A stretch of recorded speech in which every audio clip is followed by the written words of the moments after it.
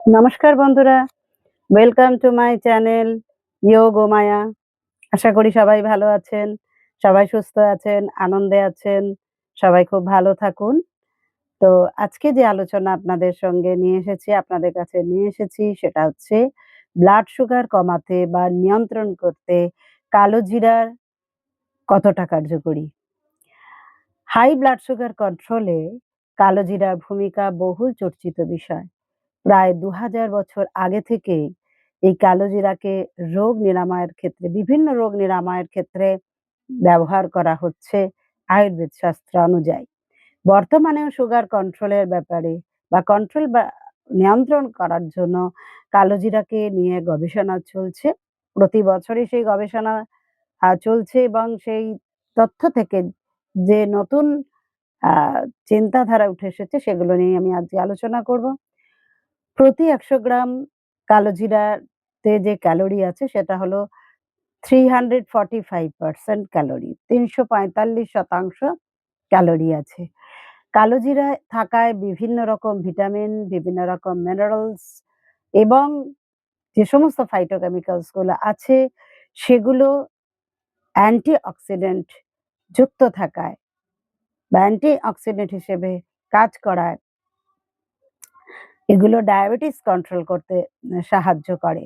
সব দিকের থেকে যদি আমরা বিশ্লেষণ করি তাহলে বলতে পারা যায় একথাই যে কালো জিরা হলো অ্যান্টি ডায়াবেটিক সুপার ফুড বা অ্যান্টি ডায়াবেটিক ম্যাজিক্যাল ফুড আমরা বলতেই পারি। তাই ডায়াবেটিস রোগীদের খাদ্য তালিকায় কালো জিরাকে রাখা বুদ্ধিমানের কাজ হবে। এই প্রসঙ্গ নিয়েই আমি আজকে আলোচনা করব যে ডায়াবেটিসে আক্রান্ত রোগীরা কালো জিরা বা কালো জিরার তেল কিভাবে ব্যবহার করবেন এবং করলে ডায়াবেটিস রোগীদের কি সমস্যা থেকে দূরে থাকবেন এবং কতটুকু পরিমাণে খাবেন এবং কারা খাবেন না। তো আমার সঙ্গে শেষ পর্যন্ত থাকুন, স্কিপ করবেন না এটা অনুরোধ রইলো।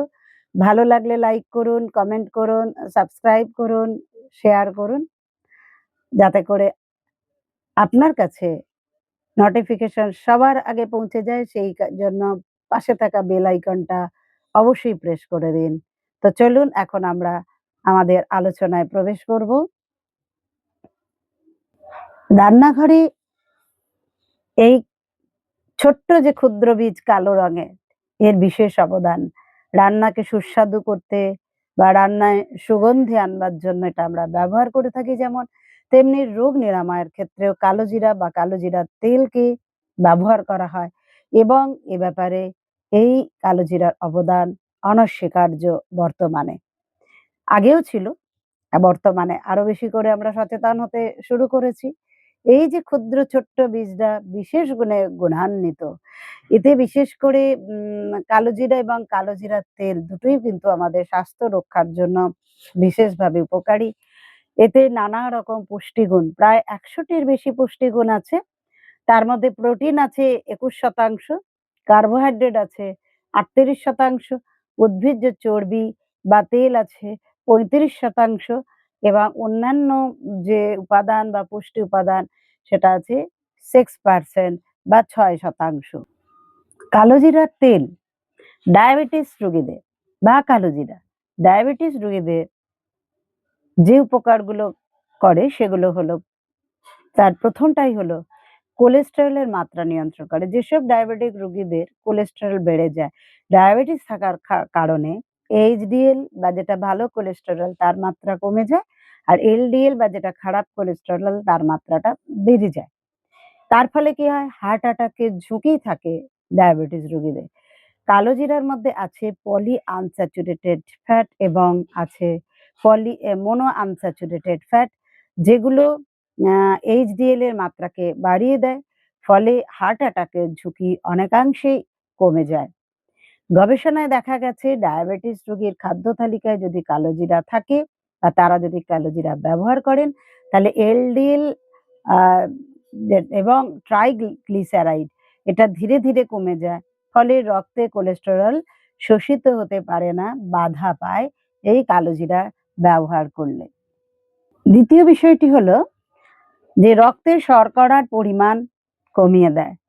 ব্লাড সুগারকে কন্ট্রোল করে দেয় কালো জিরা বা কালো জিরার তেল। কালো জিরার তেল বারবার উল্লেখ করছি কারণ কালো জিরার তেলটা বেশি উপকার লাগে। কালো জিরাটা এমনি খেতে গেলে একটু ঝাঁঝালো হয় এবং সেটা অনেক সময় স্টমাকে ইরিটেশন আনতে পারে। সেই কারণে তেলের কথাটা বলছি এবং শেষে বলব যে কিভাবে খাবেন, কতটুকু পরিমাণে খাবেন সেটা বলব। ৩ নম্বর পয়েন্ট হলো যে এটা প্রদাহ কমাতে সাহায্য করে। হাইপার গ্লাইসেমিক হাইপারগ্লাইসেমিয়া কি করে আমাদের শারীরিক যে প্রদাহ তার কারণ হয়ে দাঁড়ায়। তার অন্যতম কারণ হচ্ছে গিয়ে হাইপারগ্লাইসেমিয়া। টাইপ 2 ডায়াবেটিস রোগীদের কি হয় প্রায়ই এই ধরনের যেকোনো রকম ইনফ্ল্যামেশন দেখা দিতে পারে। তো কালোজিরায় থাকা অ্যান্টিঅক্সিডেন্ট কি করে? অ্যান্টিঅক্সিডেন্ট এই প্রদাহ বা ইনফ্ল্যামেশন কমাতে সাহায্য করে। আর কালোজিরা ডায়াবেটিস আক্রান্ত রোগীদের শরীরে অক্সিডেটিভ স্ট্রেসকে কি করে? কমিয়ে দেয় এবং প্রদাহ সম্পর্কিত লক্ষণগুলোকেও কিন্তু কমাতে সাহায্য করে। এগুলো গবেষণা থেকেই প্রমাণিত হয়েছে। সেই কারণেই কালো জিরাকে খাদ্য তালিকায় অবশ্যই তারা রাখতে পারেন এই বিভিন্ন টাইপের ইনফ্ল্যামেশন এর হাত থেকে রক্ষা পাওয়ার জন্য।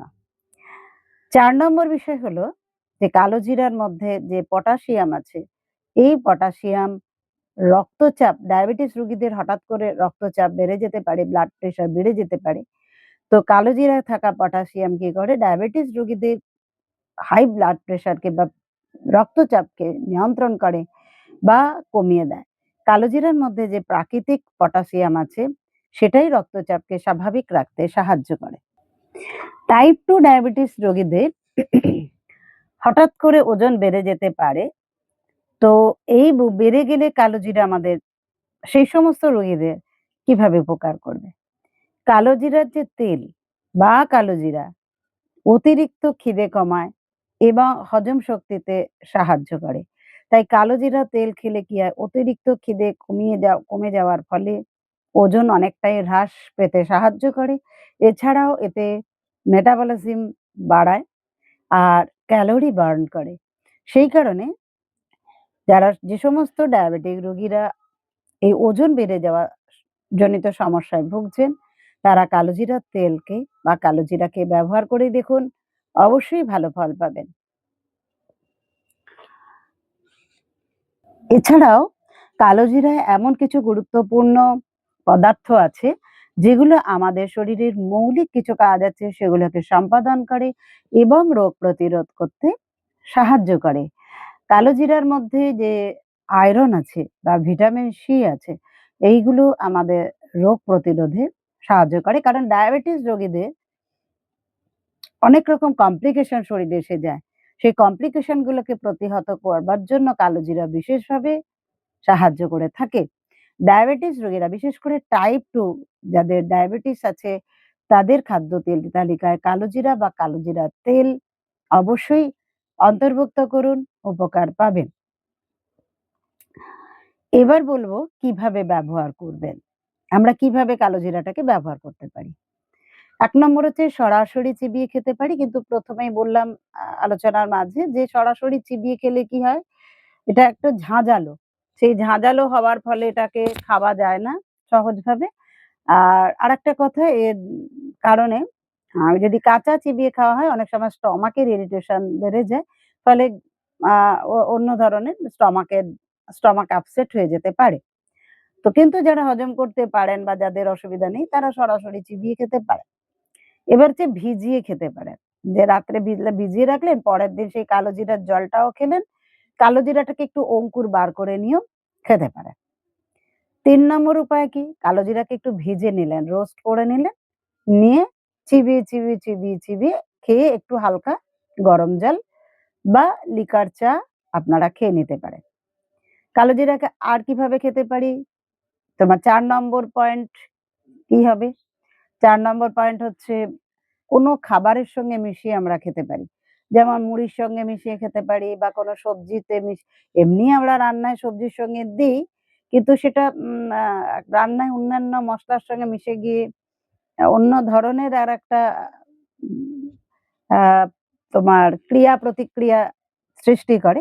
কিন্তু এমনি যদি কালো জিরাকে ভেজে কোনো সবজির সঙ্গে খেলাম কি ফ্রুটস এর সঙ্গে খেলাম বা বয়েলড করা সবজির ওপরে একটু কালো জিরা ভেজে গুঁড়ো করে নিয়ে সেই গুঁড়ো ছড়িয়ে খেলাম। তো তাতে আরো বেশি উপকার পাওয়া যাবে। কালো জিরার আর কিভাবে খেতে পারি? কালো জিরাকে গরম পানীয়ের সঙ্গে বা কফির এই লিকার চায়ের সঙ্গে খেতে পারি। ঘোলে মিশিয়ে খেতে পারি। আর তোমার দইয়ে মিশিয়ে খেতে পারি। কোনটা বেশি ভালো হবে সেটা অবশ্যই বলব। একটু অপেক্ষা করুন। কালো জিরার তেল। আমি ১ম থেকে কালো জিরা এবং কালো জিরার তেল বললাম। এতক্ষণ বললাম কালো জিরাটাকে কিভাবে ব্যবহার করবেন। এবার বলব যে কালো জিরার তেল। কালো জিরার তেলকে আমরা কিভাবে ব্যবহার করব? পুদিনার রসের সঙ্গে মিশিয়ে ব্যবহার করতে পারি। কমলা লেবুর রসের সঙ্গে মিশিয়ে ব্যবহার করতে পারি। কোনো গরম পানীয়র সঙ্গে মিশিয়ে বা গরম জলের সঙ্গে মিশিয়ে ব্যবহার করতে পারি এবং এই কালো জিরার তেলকে অ্যা গরম দুধেও মিশিয়ে ব্যবহার করতে পারি। কোনো অসুবিধা নেই তাতে। তবে বেশি উপকার যদি খালি পেটে সকালবেলা গরম জলে খাই। এটা সবচেয়ে বেশি উপকার কারণ এটা অন্য কোনোর সঙ্গে মেশে না। অন্য কোনোর সঙ্গে মেশালে তার উপকারটা অবশ্যই আসবে। তো এইভাবে কালো জিরার তেল এবার বলব যে কতটুকু পরিমাণে খাবেন। কালো জিরা বা কালো জিরার তেল 1/2 চা চামচ, 1/2 চা চামচ ১ থেকে ৩ গ্রাম প্রতিদিন। একজন মানুষের ১ থেকে স্বাভাবিক আ বয়স্ক যারা আরকি পূর্ণবয়স্ক মানুষ, তারা ১ থেকে ৩ গ্রাম পর্যন্ত ইউজ করতে পারেন। তো লিমিট হলো ১/২ চা চামচ কালো জিরার তেল গরম জলে মিশিয়ে নিন বা লিকার চায়ে মিশিয়ে নিন বা গরম দুধে মিশিয়ে নিন। এইভাবে আপনারা খেতে পারেন বা আপনি ঘোলে মেশাতে পারেন, ছাঁচ যেটাকে বলে বা পুদিনার বা কমলা লেবুর রসে মিশিয়ে খেয়ে নিন। সকালে খালি পেটে খেতে পারলে সবচেয়ে বেশি বা সবচেয়ে ভালো উপকার হয়। এছাড়া কালো জিরার গুঁড়োকেও যদি ব্যবহার করেন ওই ১ থেকে ৩ গ্রাম ১/২ চা চামচ মতো ব্যবহার করতে পারেন। শুকনো কালো জিরাও যদি হয় সেটা আরেকটু ওই ১/২ চা চামচের মতোই নেবেন। এটা চিবিয়েই খান বা যেভাবেই খান। এইটুকু পরিমাণই সারাদিনে কিন্তু এনাফ এর থেকে বেশি অবশ্যই নয়। পরিমাণ সম্পর্কে আমাদের সবসময় সচেতন থাকতে হবে। তো এভাবে ব্যবহার যদি করেন তাহলে কিন্তু আপনারা নিজেরাই নিজেদের উপকার বুঝতে পারবেন যে শর্করার মাত্রা কিভাবে নিয়ন্ত্রণ হয়ে যাচ্ছে। ব্লাড সুগার কিভাবে কন্ট্রোল হচ্ছে। তাই আপনারা নিশ্চিন্ত মনে খাদ্য তালিকায় রাখতে পারেন। এবার আমি বলেছি যে কারা খাবেন না, কি সাইড ইফেক্ট আছে বা কার ক্ষেত্রে। প্রতিটা জিনিসেরই কিছু না কিছু তো সাইড ইফেক্ট থাকে সব জিনিসেরই। সব জিনিসের যে সবাইকে শুট করবে বা সহ্য হবে এটা নয়। তবে একথা বলতে পারি যে বেশিরভাগ মানুষের জন্যই কিন্তু কালো জিরা বেশ নিরাপদ। তাই এটা নিশ্চিন্ত মনে ব্যবহার করা যেতে পারে। তবে কারা ব্যবহার করবেন না বা এড়িয়ে যাবেন বা কম খাবেন। ১ নম্বর হলো রক্তের শর্করার মাত্রা যদি কমে যায় বা কম থাকে তারা অবশ্যই এটা ব্যবহার করবেন না। ২ নম্বর হচ্ছে গর্ভবতী মা বা স্তন্যদায়ী মা এরা কিন্তু ব্যবহার করবেন না। ব্যবহার করার আগে অবশ্যই ডাক্তারের পরামর্শ নেবেন। যাদের অস্ত্রোপচার হয়েছে, অপারেশন হয়েছে তার পরেই তারা ব্যবহার করবেন না। যদি ব্যবহার করেন তাহলে অবশ্যই ডাক্তারবাবুকে জিজ্ঞাসা করে করবেন। ৪ নম্বর যাদের অ্যালার্জি আছে তারা অবশ্যই ব্যবহার করবেন না। ৫ নম্বর অতিরিক্ত পরিমাণে ব্যবহার অবশ্যই করবেন না। মাত্রা আমি বলে দিয়েছি এই মাত্রাতেই সীমাবদ্ধ থাকতে পারলে ভালো উপকার অবশ্যই পাবেন। মাত্রাতিরিক্তটা আমাদের শরীরে বিরূপ প্রতিক্রিয়া করে। তাই মাত্রাতিরিক্ত ব্যবহার অবশ্যই করবেন না। বাকি আপনারা এমনিতে তো রান্না দিয়ে খানই। তো আপনারা এভাবে ব্যবহার করে দেখুন। এক হচ্ছে কালো জিরার তেল বাজারে সহজলভ্য নয়। কিন্তু যদি খোঁজ করেন এখন তো অনেক হয়েছে আমাজনে খোঁজ করলে পাওয়া যায়। যদি নাও হয় কালো জিরাকে একটু তেলের মধ্যে ভালো করে ফুটিয়ে নিন। ফুটিয়ে নিয়ে সেই তেলেই কালো জিরা থাক, ওপর থেকে সেই কালো জিরাটাকে ছেঁকে নিন। এরম করে খেতে পারেন। আরেকটা হচ্ছে কালো জিরা তেল যদি কোথাও থেকে আপনি ভাঙিয়ে নিয়ে আসতে পারেন তাহলে বিশেষ ভালো হয়। তো এই ছিল আজকের আলোচনা। আমি আশা করব এই আলোচনা আপনাদেরকে উপকার দেবে। তবে পার্শ্ব প্রতিক্রিয়া যাদের আছে বললাম, সাইড ইফেক্ট যাদের আছে বললাম তারা বাদ দিয়ে বাকিটা নিশ্চিন্ত মনে ব্যবহার করে দেখুন। কেমন থাকবেন বা কেমন থাকলেন অবশ্যই জানাবেন। আর আবারও শেষে অনুরোধ করি ভালো লাগলে ভিডিওটা লাইক করুন, কমেন্ট করুন, সাবস্ক্রাইব করুন, অবশ্যই শেয়ার করুন।